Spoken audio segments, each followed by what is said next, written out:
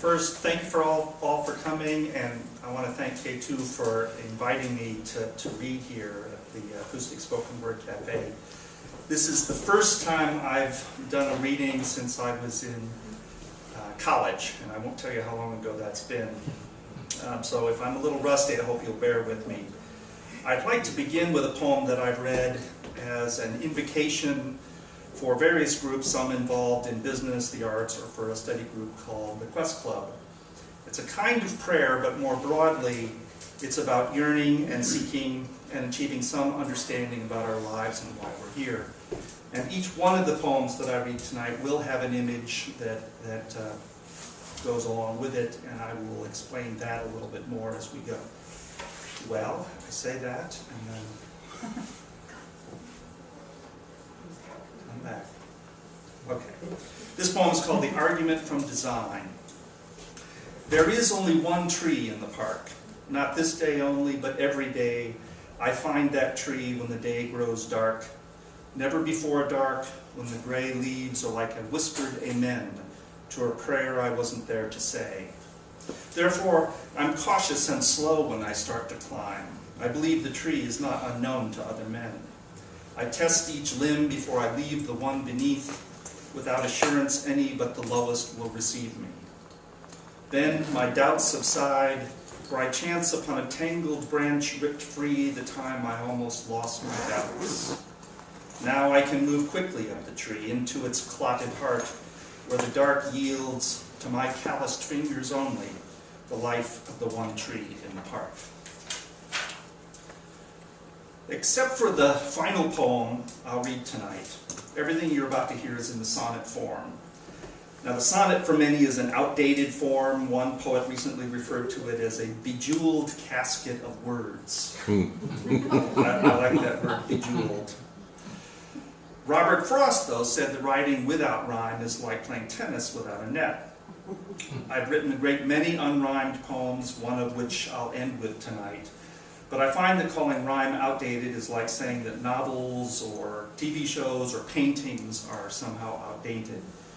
The sonnet is simply one form, one of many, in this case 14 lines with varying rhyme patterns, a short and concise but flexible way to express ideas and feelings. 142 weeks ago, I began work on a sequence of sonnets I call brushwork. As you'll see, each sonnet is based on a painting, photo, or image. Most of them are famous artworks, but some, very dear to me, were created by my daughters Julia and Alice, my wife Ruth, and other friends. I say 142 weeks because I've written one sonnet each week for the last 142 weeks. And each Thursday I post the new one on my poetry blog, which is called Zealotry of Guerin. And if you Google the word zealotry, you'll find Zealotry of Guerin right near the top of the page. And in fact, that's how K2 found me, as he happened upon that. The first one I'll read is called The Plagiarism, and it is based on this painting by René Magritte. In a way, this poem encapsulates what I'm trying to do in all of the brushwork sonnets. This poem plagiarizes this image. Its wooden table supports an egg nest, which doesn't belong with the rest. Potentiality versus our alleged natural world, real or perceived. A vase, quite solid, planted with a cutout of arranged flowers and leaves, but not to be seen or smelled, to be believed as a frame, inside framing curtains, framed by the painting's frame. A mountain meadow with leaves whiter than snow. Not everything we think of can be named. The mind steals what we can hear, smell, and see to crack the secrets of eternity. Before I go on to the rest of these, I want to talk a little bit about the rhyme scheme, because sometimes in some of these poems the rhyme doesn't seem to happen.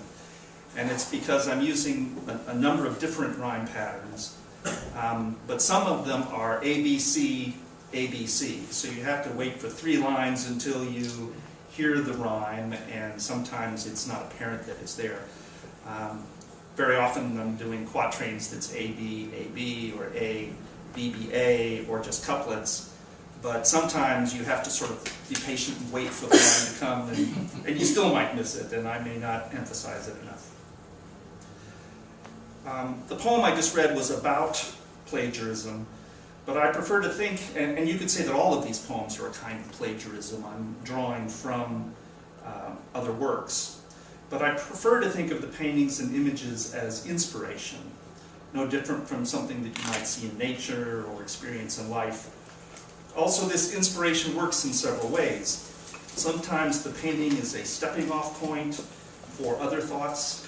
Sometimes the sonnet is an illustration of the painting and vice versa. And sometimes the sonnet retells the story in the painting with the voice or voices from within the painting. I think you'll see what I mean as I go along. So to begin, I've always loved the etchings and drawings of M.C. Escher. Here are 3 poems based upon his enigmatic works. This one's called Day and Night.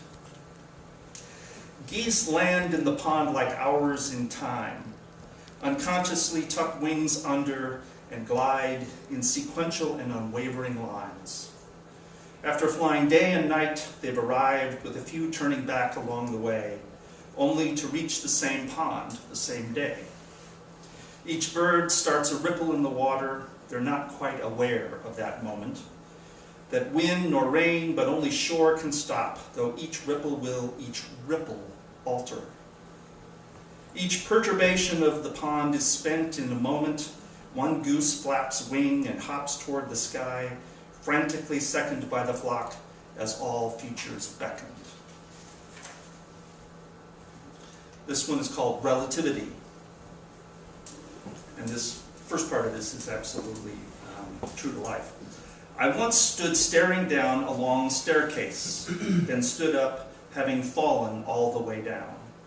The time between appeared to have erased both itself and the memory of what I'd done. Unhurt, staring up at the staircase, terrified of forms and forces I now understood, I cried. There are many steps, floors, and banisters in this ant-people world, but only one sun. Yet all depends on the attitude of the stairs which share the simultaneity of the bosun. Every direction ends in a shift of perspective, hinting that the 5th dimension may be us, each riser a mere extension of consciousness, until falling down the stairs we no longer live. And the third one, Drawing Hands. And again, how all there is image. There's immense detail in blank paper, diminishing as the writer fills the page with lines and spots of merest vapor. We do not exist even in outline until the drawing of our lives is complete. This sketch or sonnet, sad, not subtle, depicts endeavor as circular defeat. Look closely. Escher has the right hand drawing the left hand, drawing the right. Had he shown both as left, he might have broken life's monotonous band. Yet he knows how each one holds a pen, how it is again and again and again. I'm also a great fan of the surrealist painters of the first half of the 20th century, and here are several by René Magritte, Salvador Dali, and Paul Klee. The first is called The Menaced Assassin by Magritte. The job is done, the murder weapon stashed, a beautiful young woman bashed or slashed. Wait, what was the Victrola playing all along? The killer and his captors listened intently, moved to inaction by a simple song. A woman sings with soft intensity, as if her passion could efface a wrong perpetuated with mountainous cruelty. Will a club and a net be sufficient to subdue the heartless secret agent? The song is over, yet they hesitate. 3 observers representing the state, all alike, unblinkingly accuse us of the action's interminable cessurus. There is nothing for us to do but wait. This one, which may be one of his most famous, I actually turned it into a two-sonnet sonnet. The reign of men is no accident, nor this particular universe. In another there are schools of big blondes made of cement, each clutching a scaly purse. The multiverse has so few rules. Consider the raincoat and bowler, the antithesis of all things solar. They multiply in certain states like nuclear missiles and hate. Here they are blessedly frozen in space, equidistant but fixed. In another time or dimension, they might drop like pickup sticks. In this world, there are no tricks, only rain falls, sometimes bombs, or the odd suicidal accountant. Scientists insist the quantum mix is inconceivably random, cosmologically inconstant. Wait, just like that reign of men. J.S. Bach has not just walked into this room whirling a grogger. All who agree on reality say, Amen. The windows have all been caulked, whatever reigns. Let science augur 11 dimensions and uncertainty. I'll join these gents for a cup of tea.